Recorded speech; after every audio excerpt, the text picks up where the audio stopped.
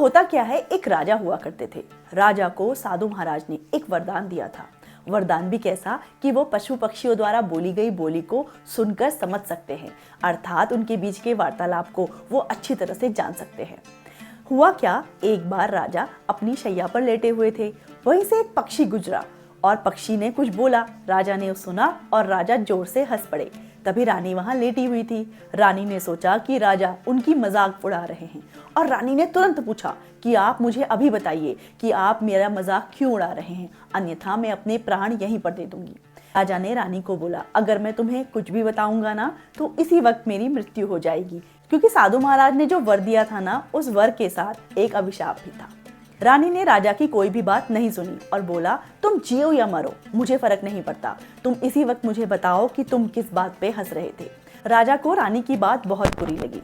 राजा ने तुरंत रानी को देश से निकाल दिया। जानते हैं वो राजा कौन थे? वो थे राजा कैकेयी। जी हाँ, दशरथ की रानी कैकेयी के पिता। कोई कहानी क्यों सुना रही हूँ?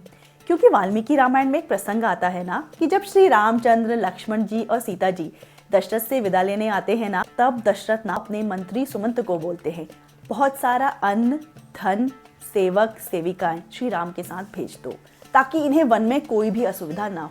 यह सुनते ही कैकेयी को क्रोध आ जाता है और वो तुरंत बोलती है, महाराज दशरथ, अगर सब कुछ श्री राम के साथ ही भेज देंगे तो फिर भरत किस चीज के ऊपर राज करेगा। वहीं पर ना जो सुमंत होते हैं वो भी कैकेयी को सुनाते हैं और बोलते हैं, कैकेयी, जो तू ये कर्म कर रही है ना, इससे तो तू नरक की भागी बनेगी। तेरा स्वभाव बिल्कुल वैसा ही है जैसी तेरी माता का रहा होगा। इसीलिए कहते हैं कि पुत्र पिता समान होते हैं और पुत्रियां माता समान। कैकेयी जो श्री राम से इतना प्रेम करती थी, मंथरा के शब्दों से उसका हृदय पत्थर का हो गया था। एक बात जो मुझे बहुत इंटरेस्टिंग लगी वो ये थी, कहने को तो वो राजतंत्र था।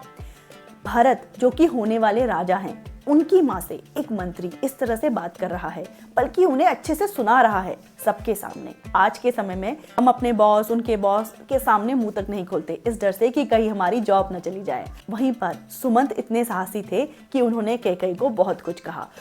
इनडायरेक्टली वो कैकेयी को यही कह रहे थे, जैसे कैकेयी, तुम्हारी माता को तुम्हारे पिता के जीवन और मृत्यु से कोई मतलब नहीं था ना, तुम वैसा ही व्यवहार कर रही हो। श्री राम को वन में भेजते ही दशरथ का जीवन और अयोध्या में रहने वाले लोगों का जीवन बद से बदतर हो ही जाएगा। अगर आपको वाल्मीकि रामायण से जुड़ी हुई ऐसी छोटी छोटी बातें जाननी है ना, तो आप मेरे चैनल को सब्सक्राइब कर सकते हैं।